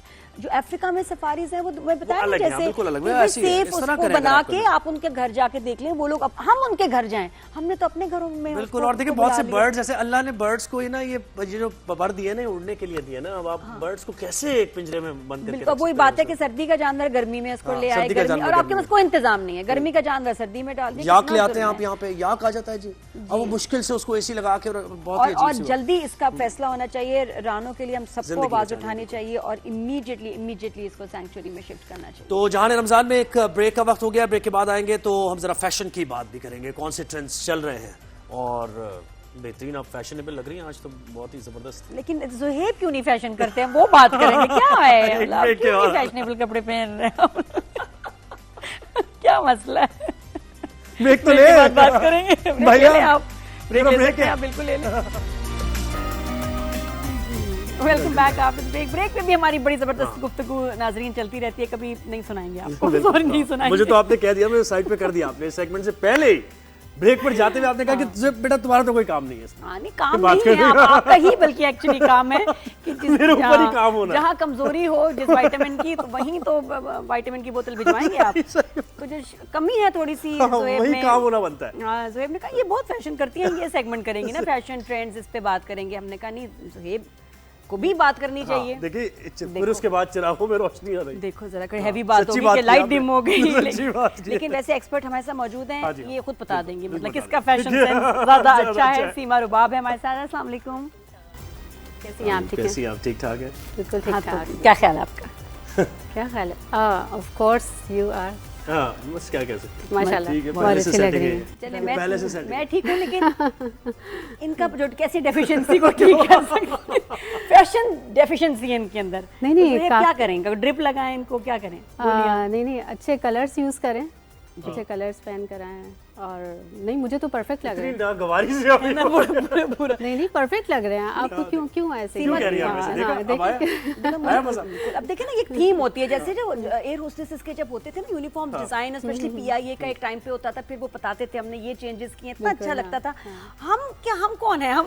हम जो यहाँ शो कर रहे हैं, ये तो खैर न्यूज एंकर भी आते हैं, मैं एंकर भी आती हूँ, थोड़ी न्यूज़ी भी हो गई हूँ, थोड़ी बॉसी, थोड़ी न्यूज़ी। अब मुझे हमारे लिए इस शो के लिए आपके हिसाब से क्या, कैसे फैशन और कैसे कपड़े होने चाहिए? आपने जैसे लॉन्ग ड्रेस पहना हुआ है तो ये जबरदस्त है। हाँ, और कमीज शलवार रमजान भी है, रमजान को लेके। उसके बाद क्या पसंद करेंगे आप? उसके बाद आप मैक्सिस पहन सकती हैं। मैक्सी? हाँ बिल्कुल, लॉन्ग मैक्सिस पहन के आराम से। हाँ, कोट सेट्स भी काफ़ी इन हैं, तो आप उनको कैरी कर सकते हो। और सबसे बेस्ट ये है कि जिसमें आप कंफर्टेबल हो। तो मसला वो ये ड्रेस, इन हाँ, सब में कंफर्टेबल नहीं हूँ मैं मुझे ये हाँ, मैं इतना हिलती हाँ, आप डुलती सबसे हूँ। पहले कंफर्ट देखते हो। मेरे हाँ, लिए हाँ। फैशन जो भी हो, लेकिन मुझे होता है कि मैं जिसमें हाँ, कंफर्टेबल comfortable, हूँ, हाँ। मैं कैरी कर सकूँ, बिल्कुल, हाँ। लूज कपड़े हो, हाँ। रिलैक्स हो, ज्यादा काम ना हो, वरना मैं वो अजीब फिर सी हो आप जाती हूँ। हाँ कॉन्फिडेंस भी नहीं आता, वो आपके फेस पे नजर आ रहा होता है जब आप हाँ कंफर्टेबल नहीं होंगे इस ड्रेस में। खुले तो डुले हाँ, हवादार आपके सही, जी, जी, especially जी, मैंने आपको गर्मियों में। हमेशा ऐसे ही ड्रेसेस में देखा है। हाँ, गर्मियों में मुझे बताओ सीमा, ऐसे ऐसे कपड़े आ जाते हैं तस्वीरों में, इतने खूबसूरत लगते हैं। हाँ। अभी हम ताजी ताजी सर्दियों से निकले होते हैं, तुम्हें नहीं पता सोहेब, इतनी कढ़ाइयाँ, इतना काम हाँ। आप ऑर्डर कर लेते हैं, उसके बाद जब सिल के पहनते शुरू हो जाता है जून, फिर जो वो काटता है कपड़ा। अच्छा, बिल्कुल, ये हाँ, मैंने देखा fabric सर्दियों में में भी गर्मियों है। के कपड़े पहने होती हैं खवातीन, नहीं, और फिर वो सर्दी में लग रही होती है ना, लेकिन क्या करें। हाँ। ये क्या बात? फैब्रिक में भी वेरिएशंस हैं और डिफरेंट काइंड्स हैं कि आप अच्छा फैब्रिक लोगे तो वो आपकी बॉडी पे ज़्यादा कंफर्टेबल आपको फील कराएगा। अगर आप पकड़ा हुआ और अजीब सा लोगे और सस्ता लोगे तो वो ज़ाहिर बात आपको चुभेगा। अच्छा, अभी क्या फैशन चल रहा है इसका? क्योंकि अभी थोड़े ऐसे बाद अब तो शॉपिंग शुरू होगी आपने ले बिल्कुल लिए हो इसके चुकी कपड़े? नहीं, तो इसके लिए पैसे चाहिए। अच्छा, अब हाँ ये भी है, थोड़ा सा अच्छा, वेट कर रहे ईद हैं। आने जी, वाली है बिल्कुल। तो ईद पे डेफिनेटली हमारी लॉन्ग शर्ट्स और क्यूलोट्स वो तो है ही। जनरली क्या फैशन चल रहा है? जनरली एक तो शॉर्ट शर्ट और विद फर्शी शलवार जो कि बहुत इन है, और इस ईद पे मुझे यानी लग वो रहा क्या है कि वो फर्श पे लगती भी जाती है वो, इसलिए फर्श पे ये 60s, बड़े 70s पांचे, का जी जी जी फैशन बिल्कुल था। बड़े उस टाइम के। हाँ। अम्मियाँ, नानियाँ, दादियाँ गिरने का हमारी भी खतरा हो पहनती सकता है इसमें। लेकिन वो कैरी कर लेती हैं लड़कियां, गिरेंगी नहीं, डोंट वरी। लेकिन ये है कि फर्शी शलवार में भी ना वेरिएशंस आ जाएंगी। ये कि घाघरा शलवार और ट्यूलिप शलवार उसमें, और वेरिएशन करनी भी चाहिए, इसलिए कि मेरी बहुत सी क्लाइंट्स हैं जो कह रही है नहीं हमने फर्शी शलवार नहीं पहनी, कि इस दफ़ा लग रहा है कि हर कोई पूरी फैमिली में सब पहन रहे हैं, तो आप उसमें वेरिएशंस कर सकते हो, उसमें ट्यूलिप शलवार ऐड कर सकते हो, घाघरा तो मिल ही शलवार। नहीं ये रही सब। ना। अच्छा मैं ढूंढ रही थी, हाँ। मैं 3 स्टोर्स में गई, वहाँ नहीं थी। ओके। 2 बना ही नहीं रहे और तीसरे ने कहा सोल्ड आउट। बहुत उसके बाद वायरल मैं हुई है। ऑनलाइन देख रही थी, तो ऑनलाइन मुझे आ रहा था कि पैसे पहले दें, और वो मैं पहले नहीं देती। क्या किसी एक्ट्रेस ने पहन मैंने लिया, कहा क्या नहीं, हुआ पहले ये? जोड़ा है। क्यों एकदम इन हो गई? ये लास्ट ईयर से काफी वायरल हुई भी है। हाँ, और ये किसी वाकई celebrity ने 60, पहना होगा। जी जी 60 अच्छा, पता है 70s मजे का की ये बात फैशन है, है। इस वक्त नाजरीन, मैं आपको ताज़ा खबर बता रही हूँ कि फर्शी शलवार का जो फैशन है ये वापस कौन लाया, हर कोई क्रेडिट ले रहा है उसका। अच्छा, हाँ जी, ये तो मैंने इंट्रोड्यूस कराया, ये तो मेरी पुप्पी ने इंट्रोड्यूस कराया, ये तो मेरी खाला लेके आई हैं, फला एक्टर कह रही है कि मैंने पहना तो ये ट्रेंड बन गया। इस वक्त हर कोई इसका क्रेडिट ले रहा है। बिल्कुल, मैंने अपनी मदर की पिक्चर देख रही थी तो उन्होंने पहनी थी इतने बड़े बड़े पैंचो वाली, और वो 60 लेकिन 70s दोबारा की, कौन हाँ, लेके वो आया, हाँ। कहाँ से हुआ, तो वो उस पे जो है ना मैं बता रही हूँ कि अजीब जंग सी चल ये रही है। हाँ, हर कोई जो भी credit लाया ले रहा है, बबले और आए हर हैं, क्या डिजाइनर repeat बना होता रहे रहता है fashion। हैं, और इवन बॉयज में भी Boys लड़कों के भी बन रही हैं, वो कुर्तों के साथ अच्छा। वो फर्शी शलवार पहन रहे हैं, पटियाला शलवार पहन रहे पता हैं, चला? ये वेरिएशंस आ रही हैं। जो ट्राई करो। हाँ, सही है, ठीक है। बिल्कुल आप अच्छा, भी इससे कर- थोड़ा अच्छा, सा मुझे पहले पजामे नहीं अच्छे लगते लड़कों को। है पजामा नहीं शलवारें, पजामों में ना बॉडी कॉन्स्टिट्यूशन आपका नजर वो अजीब लगता है। टांगे कुर्ते के- पतली हाँ, लगती टांगे हैं। पतली निकल सीधा बोलो ना, साफ बोलो भाई, टांगे पतली लगती हैं। टांगे आप पतली लगती उधर है। अभी अपना- शलवार पहनी है ना, ठीक लग रही है। अच्छा, हाँ हाँ तो वैसे पजामे। हाँ फैसल को भी मुझे ज्यादा अच्छा यही लगता है कि हाँ, भाई it आप is a शलवार कमीज पहने तो शलवार कमीज, ये बड़ा कम, आई थिंक बॉयज या लेकिन टीनेजर्स boys, वगैरह हाँ, पे प्यारी trousers- लगती हैं। ट्राउजर्स पहनते हैं, वो शलवार में कंफर्टेबल नहीं होते, वो कहते हैं नहीं स्ट्रेट पैंट्स हो, ट्राउजर्स हो, इस टाइप में। अच्छा, कुछ बुजुर्ग बहुत मेरे अब्बा बहुत पसंद करते हैं पजामे? पजामा, हाँ, ज़रा वो जी, तो फिर वो वो है, और उनपे पजामा। इतनी प्यारी लगती है, और वो आदाब भी करते हैं, वो तो बहुत, इतना हाँ, अच्छा उनके लगता है। साथ तो अच्छे ये लगते हैं। डिपेंड करता है कि अच्छा, फिर वापस हम आते हैं फर्शी शलवार। थोड़ा अर्से पहले मैंने शुरू की थी बलूची शलवार पहनना with short shirt. I think बिल्कुल, ये हाँ। पहले बलूची आई है, जी, पटियाला तो भी जब है, बलूची सब है, चल हाँ। रही थी तो एकदम किसी ने कहा यार इसको ये तो फर्शी के बड़ी करीब कट मार के फर्शी निकल आए। फर्शी निकले। पहन तो हम बलूची शलवार रहे थे, और मैं शायद मैंने भी शुरू किया है ट्रेंड थोड़ा सा मैं भी आप भी पहन क्रेडिट तो मैं रही थी। चलाए भाई, ब्रेकिंग चलाए, हमारी असल में नादिया खान ने नादिया शुरू खान ने किया है, शुरू- ब्रेकिंग चलाए भाई। हाँ, कोई कह रहे तो मैं भी कुछ अपना, क्योंकि बिल्कुल, पहन आप तो भी मैं रही थी पिछले साल। हाँ, सही है। ये कौन पहन रहे हैं सब लोग। अच्छा, इसमें भी फिर ये कि वेरिएशंस हैं, क्योंकि फर्शी शलवार बिल्कुल, की हाँ, शलवार की ट्यूलिप इसकी बात शलवार, करें, हाँ, ये पटियाला डिजाइन्स शलवार। में कुछ आई थिंक जो प्लेन है ना, जिसमें कोई सबसे कढ़ाई best नहीं, है, सबसे खूबसूरत सबसे हाँ वही खूबसूरत है ना? और क्वार्टर कढ़ाई वाली स्लीव्स, इवन स्लीवलेस भी, और जो स्लीवलेस नहीं वेयर करना चाहे क्वार्टर स्लीव्स चल रहे हैं, हाफ स्लीव्स नहीं। ये और वाला full चल रहा है ना, sleeves। इसको जी, quarter बिल्कुल, कहते हाँ, हैं, quarter और ये sleeves, puffy हाँ। sleeves बड़े Puffy प्यारे, sleeves, smart। हाँ बिल्कुल पफी स्लीव्स चल रहे हैं, और बिल्कुल एलिगेंट से, सिंपल से हैं, वन कलर में, तो वो बहुत बेस्ट लग रहा है। और ब्लू में ऐसा उठा वैसे अब मैंने भी ब्लू पहना है, तो मतलब ब्लू जो है बिल्कुल फर्शी शलवार और आई थिंक रॉ सिल्क में या सिल्क में, और ब्लू का भी royal blue something like this, तो ये ईद पे ये कॉम्बिनेशन यानी बिल्कुल ये कॉम्बिनेशन। अरे ये सब पहन रहे हैं, मुझे नहीं मिल रहा बस, कोरियन बस ब्लू में नहीं है, मुझे ब्लू चाहिए। कोरियन सिल्क, रॉ सिल्क इन फैब्रिक में बहुत अच्छा है। अच्छा, किस कपड़े में फर्शी शलवार कमीज ना बनाए? ना, सिल्क में जो बिल्कुल ढलका हुआ है वो उसमें ना बना, उस पे नहीं तो क्या कुछ कपड़े में खड़ा हुआ कपड़ा होना चाहिए, कड़क सा हो थोड़े से, क्या वजह, ताकि शेप उसमें अच्छी आए ना, शलवार की शेप उसमें अच्छी आएगी। अच्छा, वैसे बंद वैसे हर मटेरियल में रहा है, नहीं सिल्क में वो ज्यादा मजे का नहीं लग रहा। आई थिंक लेकिन बात वो है ना सीमा, जब कॉस्ट कम करते हैं, क्योंकि ये 15,000 20,000 की भी है, 3,000 2,000 की भी है, प्योर में आप ले रहे हैं तो वो, हाँ, फिर उसमें लोग जब कॉस्ट कट करते हैं तो फिर तो सिल्क ही रहेगी ना। बिल्कुल, और प्योर में रॉ सिल्क में बहुत अच्छा आती है, रॉ सिल्क में बना सकते हैं, और वो बजट फ्रेंडली भी है रॉ सिल्क आपका। अच्छा, लॉन्ग लेंथ भी मैंने इस दफा देखी है, 48-49 लेंथ चल रही है। हमारी मदर्स वगैरह वो लॉन्ग लेंथ पहन रही हैं, और जो गर्ल्स वगैरह हैं वो शॉर्ट शर्ट्स पहन रही हैं। देखो जरा, जो पहले मतलब मैं हमारी मदर लॉन्ग लेंथ पहन रही है ना, मैं तो लॉन्ग लेंथ में आ गई, मैं तो मदर होगी तो मेरे पे बात कर रही है। नहीं, मुझे अपनी मदर याद है, मैं आपको नहीं कह रही। नहीं, मैं भी एक माँ ही हूँ। अच्छा, मुझे सिर्फ ये जहन में चल रहा है, जब कपड़े की बात करें कि ये कितने का आएगा, ये कैसे होगा, और ये कैसे, ये भी सही है, ये भी लोग सोचते हैं कि कितने मीटर कपड़ा लगता है इस पे, और कॉस्ट वगैरह भी, कॉस्ट वगैरह सोचते हैं ना, मर्द तो कॉस्ट ही सोचते हैं। आपने देखा नहीं, साथ साथ चल रहा होता है बेचारे, एक ऐसे जैसे कि मतलब पकड़ के रस्सी बंधी हुई और बेचारा साथ साथ चल रहा है। प्लेन जो आप फैब्रिक ले रहे हो तो वो इतना कॉस्टली नहीं है, और हर कैटेगरी में है। इवन आपको महंगा प्योर लोगे तो वो आपको डेफिनेटली सबसे सस्ता कितने का मिलेगा, और कौन सा मटेरियल? या रॉ सिल्क है, वो आपको मिल जाता है, कितने में बनेगा सूट? 300 या 500 पर यार्ड मिल जाता है। और कितने यार्ड्स में ये बनेगा? ये तकरीबन 8 यार्ड में बन जाएगा। शलवार में कितना यार्ड चाहिए? ये 5 यार्ड। पूरे सूट का कपड़ा शलवार में चाहिए? हाँ, तकरीबन उसमें घेर होता है ना, उसमें फिर शर्ट छोटी है थोड़ी, वहाँ बचत होगी। हाँ, शर्ट तो यानी 5-6 हज़ार में, 6-7 हज़ार में। हाँ, डेफिनेटली बन जाए। फिर उसके साथ ऑर्गेन्जा का दुपट्टा वो भी लेना होगा, 10,000 हो गए तकरीबन, नहीं 8 तक बन जाए, 8 तक मिनिमम। तो अब आप ये देखेंगे अगर ऑनलाइन आपको बना हुआ जोड़ा 2,500-3 हज़ार का मिल रहा है, कैसे पॉसिबल है? वो फिर ज़ाहिर कपड़े में वो फैब्रिक, हाँ वो बहुत ही थर्ड क्लास फैब्रिक है, इसलिए और लोग डर भी रहे हैं कि, इसलिए लोगों ने बहुत ज़्यादा शुरू कर दिया, और बहुत बुरे, और आपका यही सही कह रही थी कि एक्सपीरियंस बहुत ख़राब हो रहा है कि आप ऑनलाइन तो वो पिक्चर भी कुछ और दिखा रहे हैं और भेज कुछ और रहे हैं, तो इस वजह से लोग परेशान भी हैं कि लें कहाँ से, या तो आप जाके किसी शॉप से लें, लेकिन अभी मॉल्स वगैरह में तो खैर नज़र नहीं आ रही। हाँ, आप लोग ये डिज़ाइनर से ये बात सुने कि ऑनलाइन जो चीज़ें होती है ना, डर लगता है। मैं तो ऑनलाइन जब आप देख रहे हो प्राइस, अगर आपको 2,500 में वो क्या देंगे, होता कुछ और है, नजर कुछ और आता है। बिल्कुल ऐसा है। आपकी कोई खास स्टाइल है, आप कैसे कपड़े बनाती हैं, आपका जो ब्रांड है?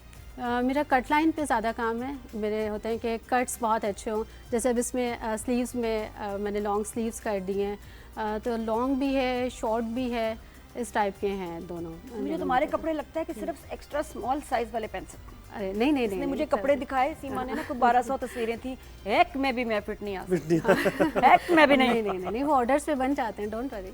पक्की बात है, बिल्कुल, मतलब मेरा स्कोप है, बिल्कुल जान से मेरा नंबर। और ये ड्रेसेस खास तौर पे ना, इनकी एक वो स्पेशलिटी है, लॉन्ग ड्रेसेस खूबसूरत। अच्छा, हर यानी ड्रेस भी ऐसे है ना कि आपकी बॉडी कैसी है या आपकी हाइट क्या है, उसके हिसाब से है ना डिजाइन वगैरह। बिल्कुल, हाँ, और कौन वेयर कर रहा है, कैरी कर सकता है वो ड्रेस। अक्सर लोग वाकई नहीं कैरी कर पाते, जैसे मैंने ये ड्रेस पहना है तो वो नहीं कैरी कर पाते, तो वो सब चीज़ें देखनी पड़ती हैं, और उन्हें गाइड भी करना। शॉर्ट हाइट है, क्योंकि आजकल तो हमने देखा है कि इतनी ज्यादा लंबी लड़कियां भी। आपने कहाँ देखा है? कहाँ देखा? कॉलेजेस छोटे-छोटे लड़कियां कहाँ देख रहे हैं? सुहेब, आप यहाँ देखिए प्लीज, आप कैमरे में देखिए, आप इधर उधर मत देखा करें। कमाल है लड़का, फिर आजकल देखा है लड़कियां शॉर्ट है, तुमने कहा शॉर्ट लड़कियां देख ली हैं, मैं तो अच्छी हाइट वाली लड़कियां देख रही हूँ, और देख क्यों रहे हो? तो पकड़े गए आज, तो पकड़ा गया आज। हाँ, चलो बताओ क्या देख। छोटी लड़कियों के लिए जो शॉर्ट है, उनके लिए छोटी लड़कियां, ये आप बॉडी शेमिंग कर रहे हैं आप। शॉर्ट हाइटेड कोट सेट्स पहन सकती हैं। अच्छा, वो क्या चीज़ है? Coat sets, trouser and shirt है, शर्ट होती है, शॉर्ट शर्ट। सवाल से कोट सेट तो मतलब एक और चीज़ होती है जो पहले पुराने ज़माने में आप उसको ना बिल्कुल ही मतलब आप समझ जाएं तो वो जो फिल्मों वगैरह में दिखाते थे, पतली कमर करने के लिए कोट सेट बांध रहे हैं। अब ये कोट सेट क्या फैशन है? Coat set trouser and shirt को कहते हैं। कोट शर्ट कह रही हो? नहीं, coat sets, coat sets, coat sets, हाँ, स्पेलिंग चीज आई है, देखो इस सवाल से नई चीज आ गई है। समझ नहीं आ रही, स्पेलिंग चाहिए, मैं कुछ और शायद समझ रही हूँ। अच्छा, उसमें क्या होता है? पेंट शर्ट आप बता रही हैं? हाँ, शॉर्ट शर्ट होती है और लॉन्ग ट्राउज़र होता है। उसमें आप एक कलर में भी पहन सकते हैं और ये कि प्रिंट में भी वेयर कर सकते हैं, तो वो बहुत अच्छा लगता है, इजी होता है। कुछ पेंट शर्ट टाइप पजामा शर्ट आजकल आ रही है लेडीज की, बिल्कुल नाइट सूट। अच्छा, बिल्कुल नाइट सूट, लेकिन वो फैशन में, ये क्या हुआ? ये भी है, ये भी कोट सेट्स की तरह के हैं और उसमें ये तो कंफर्टेबल बहुत होते हैं। अच्छा। आप कहीं भी वेयर किया चले गए, यानी आप मॉल भी चले गए, मार्केट भी चले गए। ये और बात है कि लोग आपको घूरेंगे ये क्या नाइट सूट पहन के आई हुई है। तो आप, मेरे ख्याल में ऐसे फैशन होते हैं जरा मुनासिब जगहों पे करें जहाँ लोगों को समझ भी हो। अच्छा, इवन लड़कों में चल रहे हैं कोट सेट्स, लड़के भी पहन रहे हैं। मुझे बिल्कुल तुम्हारे लिए भी है। अच्छा है? सेट्स, हाँ, देखेंगे, चले इसके पिक्चर वगैरह, फिर उसके बाद बात ईद पे यही पहनेंगे, फूल वगैरह उसमें कुछ कोई फ्लोरल प्रिंट है ज़ोहिर? अगर वेयर कर से कैरी कर सकते हैं तो डेफिनेटली पिक्चर भेजिएगा मुझे, फिर ये देखेंगे। मेरा ख्याल है ये कपड़े ये वाले आएंगे तो ज़ोहिर थैली में कैरी कर रहा हूँ। सही बात, बहुत शुक्रिया। और नहीं कैरी करेगा। अब नादिया, कुछ ऐसा हो रहा है कि हमें ब्रेक शायद लेना ही पड़ जाएगा क्योंकि में बहुत फुल ऑन जा रही शो है। खत्म ना कर दे मेरा ख्याल है, उसके बाद क्या रह गया है ना? और इसके बाद बेइज्जती, मेरी बेइज्जती होने में क्या रह गया? और लेकिन मेरी बातें खत्म नहीं हुई तो मुझे तो लग रहा है कि मैं याले के शो में भी बैठ जाऊंगी। ठीक है, अपनी बात है, घर तो की जरा बात है। जाने रमजान में नादिया और ज़ोहेब को इजाजत दीजिए। जाले और मंजा आपको एक ब्रेक के बाद ज्वाइन करेंगे। और देखने सीमा का को भी शुक्रिया। इजाजत ले लें, कल का पीआर पैकेज नहीं बहुत चाहिए, शुक्रिया, इनके आपको कपड़े पिक्चर नहीं भेजनी है चाहिए। मुझे, ठीक है, चलिए। थैंक यू सो मच सीमा, बहुत शुक्रिया। मिलते हैं, अब मैं मिलूंगी आपको ब्रेक के बाद। और ज़ोहेब, आप घर जा रहे हैं कहीं और जा रहे हैं? आप सीधा घर ही जाऊंगा, देखने तो नहीं जा रहे हैं आप? नहीं। कल मिलेंगे, खुदा हाफिज।